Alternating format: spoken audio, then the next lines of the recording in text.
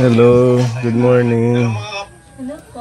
Nanonood ka ng vlog natin. Wala kang pasok. Pero hindi po ako pumasok kasi maano po yung tiyan ko.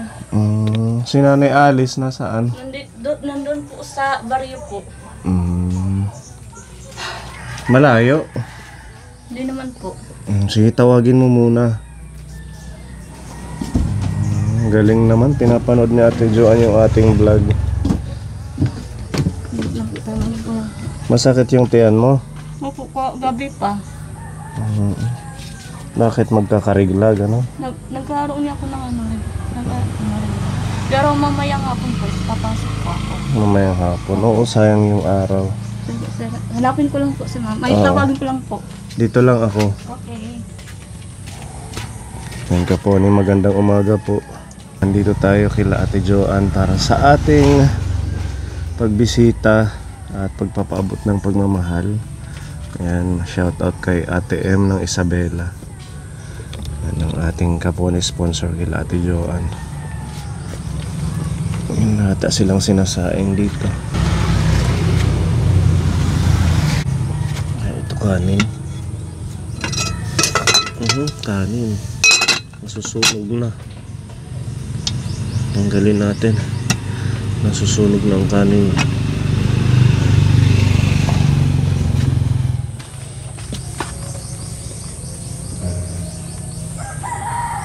Ito hindi nabagsak. Ang tagal na itong pinagawa natin kapone. Mga 4 years na yata.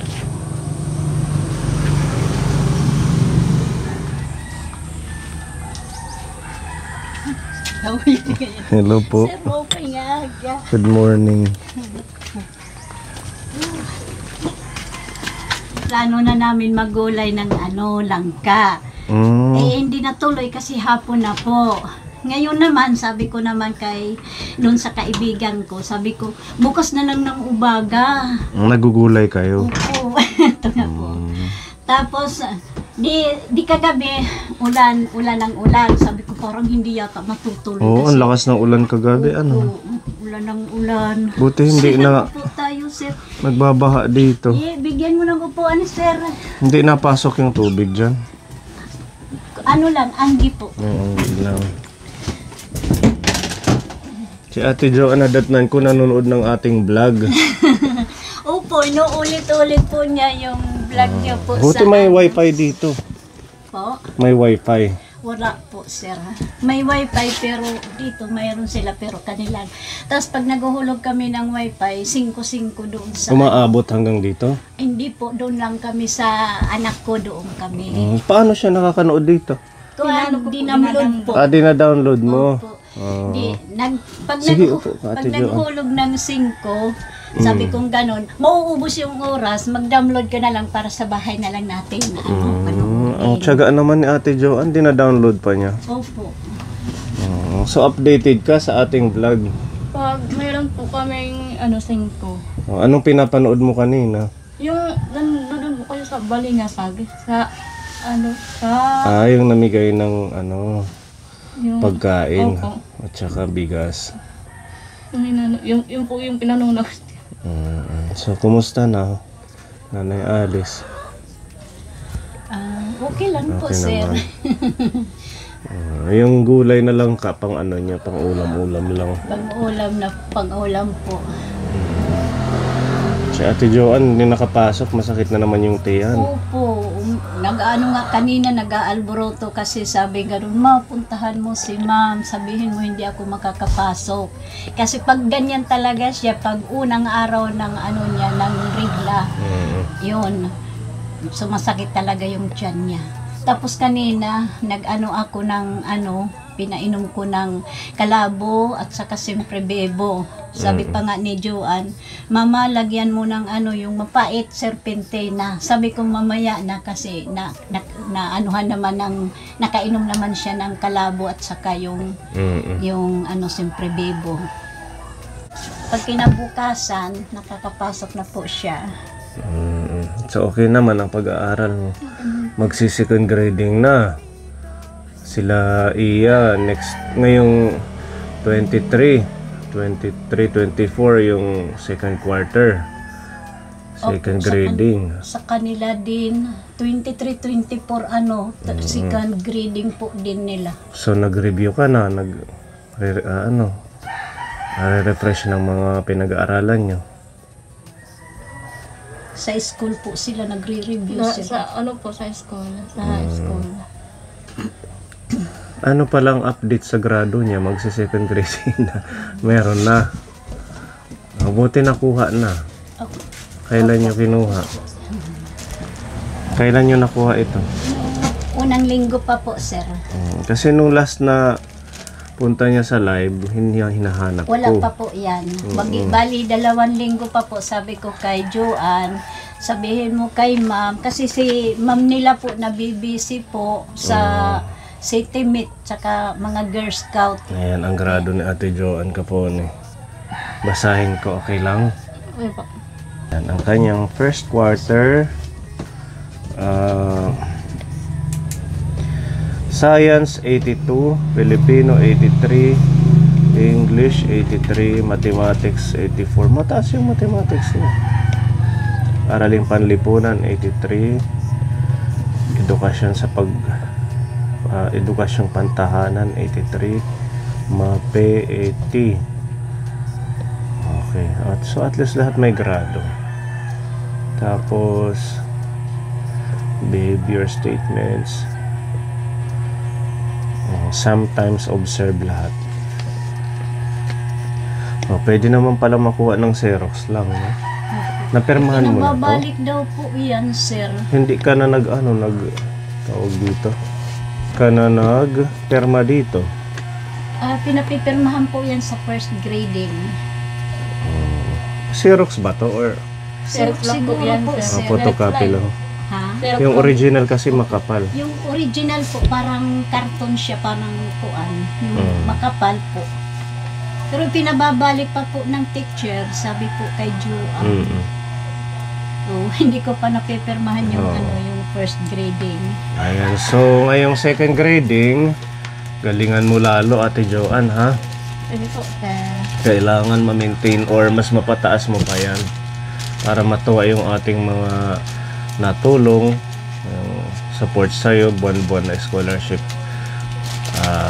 financial support. Good luck sa iyong examen, ha? Thank you. Sana masagutan, at saka ang pinakamaganda dyan, di ba, Nanay Alice, babasahin isa-isa. Opo. Hindi pwede yung sagot lang kaagad, binabasa yung instruction. Opo. Di ba yung ibinigay sa iyo na basahin ng teacher mo? Nandoon na po, mayroon na yung mga answer. Magpipili na lang po kung saan yung answer.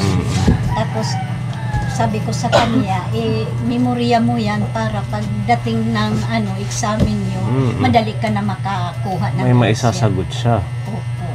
Yun yung advantage pag nagre-review. Opo. Kasi, Parang pinaka-module. nandun lahat yung pwedeng maipasok sa exam, eh. Pwede po. Kaya pag habang pagaya ngayon, hindi ka nakapasok, mag-review ka, magbasa yung mga dapat hindi mo pa kabisado, diba? So, kumusta ka naman, Nanay Alice? Okay lang kami, sir. kahit pa paano, kahit walang pera, madalas namin po pag-usapan ni Joanne. Naiiyak kami talaga, umiiyak kami dahil sa nalaman namin ang nangyari kay Nanay Marie. Ay, oo, nakapunta na kayo? Hindi pa nga po, sir. Kasi po, wala talaga kami. Wala talaga kami pamasahe. Kaya ayun, di ba, living na ngayon, ay, Hindi, sa 23. 23? Oo, in-adjust nila. Oh, okay, Sa 23 na yung living. Oh, buti naman po. Pwede pa kayo makahabol mamaya or bukas. Opo. Bukas yung huling lamay. Opo. Kaya nga sabi kong ganun, sabihin ng manugang ko, kasi kinuha nila po yan na ninang sa kasal. Nagtatanong sa akin kung kailan ako pupunta roon. Sabi ko naman, hindi ako makapag-desisyon kasi sabi ko, ni piso wala talaga kami. Ganon. Kaya sabi ko, mahirap naman, malayo ang sa kanila, tapos si Joan pa, bali dalawa kami mamamasahe.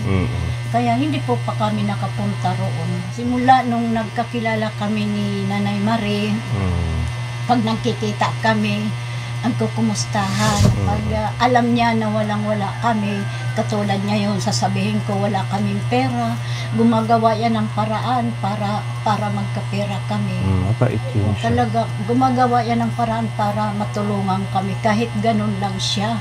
Kaya umiiyak ako nung nalaman namin na ganun ang nangyari sa kanya. Sabi ko, wala tayong maibalik na sa kanila kasi wala tayong maibalik na tulong kasi talaga walang-wala kami. Umiyak talaga kami nung nalaman ko doon sa ang nagsabi sa akin, sabi ng manugang ko kasi siya ang naka-update sa sa Facebook. Sabi ganun, alam na ba niyo? Sabi ko, na alin? Sabi si Nanay Marie patay na. Kaya ayun, wala akong nagawa. Sabi ko ganun, mahirap naman, wala kaming pera. Wala kaming wala kaming pamasahe. Kaya ayun, sasama sila kung pumunta ako doon. Ay hindi naman ako nakapunta. Hindi sila nakapunta roon. Madami siyang nirefer sa atin hanggang ngayon tinutulungan natin. Yan, kayo, sila Lorna. Oo, yung magkapatid na nandun sa ating shelter. Diba namatay din yung nanay nila, natulungan yung sa cancer. Opo. Dahil kay Nanay Marie, nakilala din natin yun sila Lorna. Tsaka iba pang mga tinutulungan natin. Kumbaga si Nanay Marie kasi dati, sa ating channel, pag may nakikita siyang deserve tulungan, pinapaano niya sa akin, pwedeng puntahan. Mabait talaga yun. Simula talaga nung nagsama kami niyan, talaga napakabait yan. Pagka kami doon sa simbahan, pagka mayroon kami mga seminar, mga anniversary, mga prayer meeting, inadalhan kami niya ng pang-snack. Every night, nagsiservice yung church. Kada gabi. Okay. Pastor Sabas. Pastor Sabas. Punta kayo doon kahit kasi mamaya. doon po kami niya nag-umpisa. Anong mamimiss mo kay Nanay Marie, Ate Joan? Ba't naiiyak si Ate Joan? Diba nung chinututor ka, si Jackie yung nag-aalalay, lagi napunta dito si Nanay Marie kasama niya. Andyan ngayon si Jackie. Ito po yung nila, yung sabi ko, Ma'am Jack talaga, mama. Kasi, Mama. Tapos umiiyak po siya. Naano po sa kanya mga mata. Mamaga daw ang mata ni Jackie, saka iiyak. Sabi ko gano'n nung, sir, di ba sinabi nyo nung unang punta nyo dito na sabi mong gano'n na si Nanay Marie nangangailangan ng prayer. Pinag-pre-pre ko po yun. Tapos, yung pala, wala na po siya. Hindi na umabot ng Pasko kasi gusto nilang iuwi sana dito na lang mag-Christmas. Kasi mahirap sa Manila dahil yung environment, diba, masikip, mausok. At least dito, presko pa yung hangin. Kaso talagang hanggang doon na lang siya. Nung spot mo kay Nanay Marie, di ba pumunta ko every last Sunday, pag nakikita kami sa dad, kinukumusta niya si Mama. Pag nakikita ka niya doon sa ating live. Opo, tapos tinatanong niya ako kung meron niya akong pamasahe. Sabi ko meron po. Hindi na siya nagbibigay. Naiiyak talaga kami yan kasi kahit nung nagpre-pre ako sa kanya, nung nalaman ko na ganito, hindi na siya nakakabangon, umiyak talaga ako kasi naaalala ko yung kabaitan niya sa amin, yung ginawa niyang tulong sa amin talaga. Hindi ko talaga makalimutan sa kanya, gumagawa yan ng paraan para makatulong siya sa amin. Kahit saan kami magkita niyan, kumusta? Mayroon kayong ganito, ganun. Ganyan yan. Naalala ko talaga yung itak, gumawa siya ng paraan, magkaroon kami ng itak, gumawa siya ng paraan para magkaroon kami ng extension wire. Sa kanya yun, pati yung bimbilya sa kanya yun. Kaya hindi ko yun makalimutan sa kanya. Malaki rin ang utang namin na loob sa kanya. Napakabait po niya sa amin. Kaya nga ito, sabi nga ganun, Mama, kailan tayo pupunta kay Nanay Marie? Hindi tayo makapunta-punta dahil ililibing na siya. Sabi ko ganun, anak, pasensya na lang tayo kasi wala tayong pamasahe. Pamasahe talaga ang ano sa amin. Magkano yung pamasahe doon? Pagpunta kayong bayan, isang sakay lang ano? 20 siguro, kaya na siguro 20. Wala Kasi kayo? hanggang merkado 25. Wala kayo kahit 20? Wala po, sir. Wala Yung na, sa sir. pension mo, sa senior? Wala pa po, sir. Hindi ko po alam kung, pero hiningian na kami ng Xerox na ID. Nagpasa na po kami ng mga Xerox ID. Pero hindi pa po hindi pa po nag-schedule kung kailan po mag-DP out. Oh, sige, punta kayo mamaya para mabisita nyo man lang siya bago siya ilibing. Tsaka mamayang gabi din, mag-ano kami, magpupunta din. Maglalamay para magkita-kita na lang tayo doon. Ano? Ba't iyak nang iyak pa din si Ate Joanne? Masyadong close siguro kay Nanay Marie si Ate Joanne. Ano yung ano po sa kanya po. Hindi po dahil sa kanya, wala po kayo. Kumbaga siya po yung daan na ano po kami Matulungan kayo. Ganun ang ginawa niya. Kaya hindi natin siya makakalimutan. At saka kay Jackie, naalala ko talaga yan si Jackie. Kung hindi si Jackie, kung hindi dahil kay Jack, hindi siya makakapag-aral. Sinututor natin yan dati si Joanne. Dahil kay Nanay Marie, lahat yun galing kay Nanay Marie. Nung napunta kami, bago pa kami napunta sa inyo, kay Nanay Marie muna kami nag-umpisa. Kaya si Nanay Marie taga-endorse sa amin, doon sa inyo po.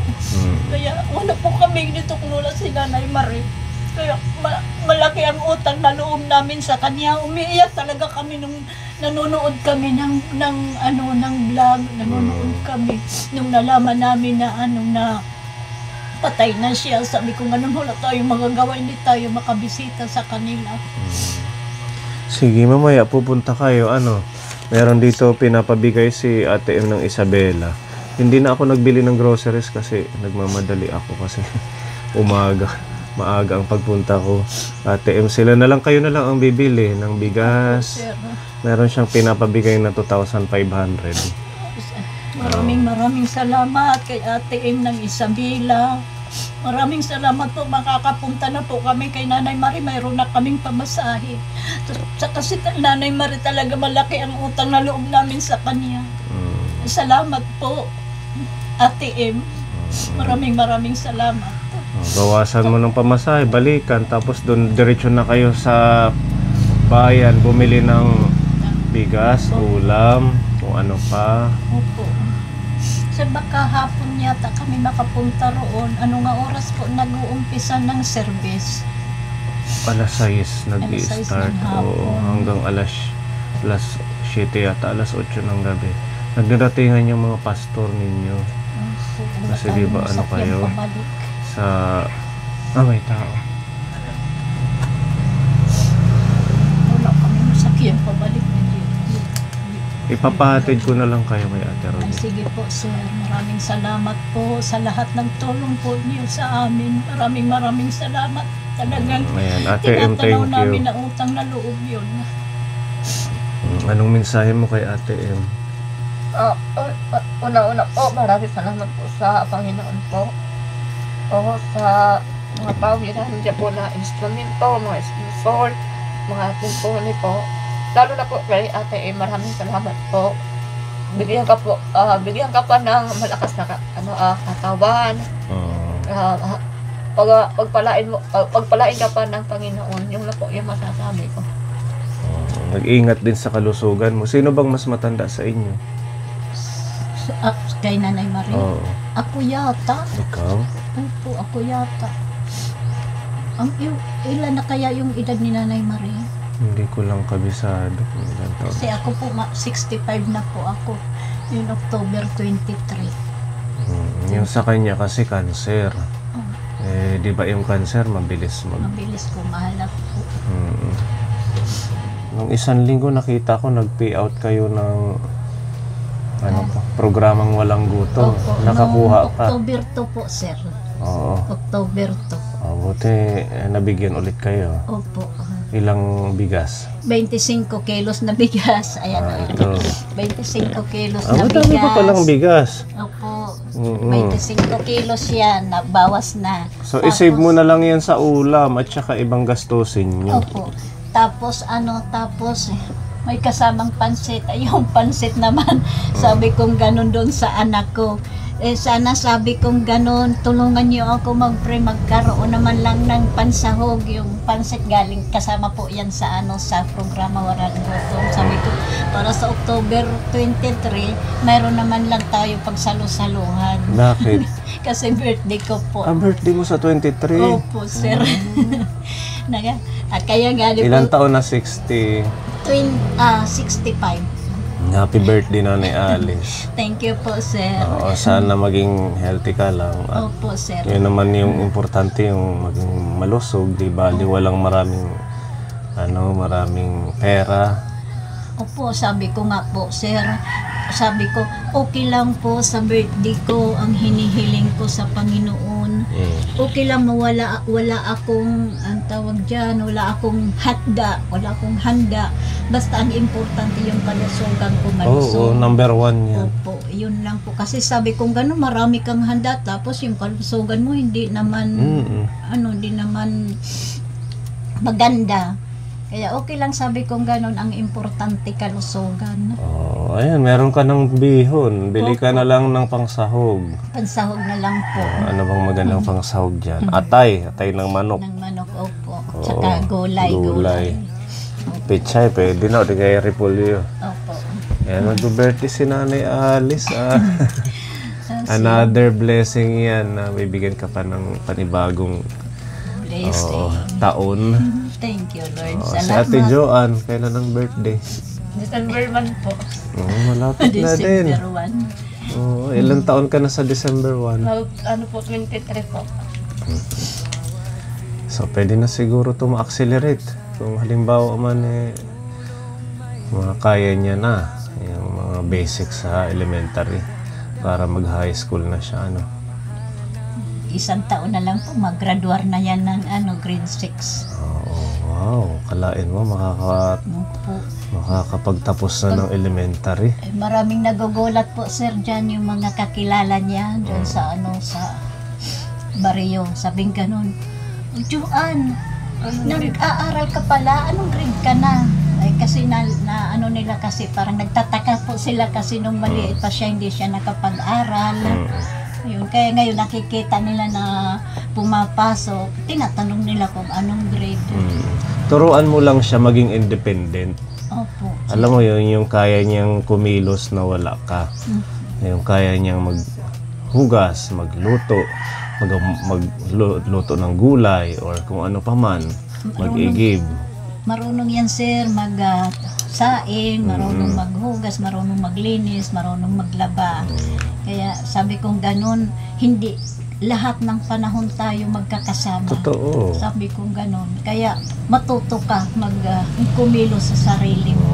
Magpapamilya siya. Opo. Oo, magkakaroon ka ng sarili mong pamilya na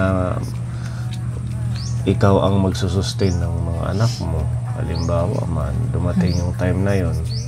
So ngayon pa lang, yung mga basic na gawain, i-adapt mo. Tsaka maging independent.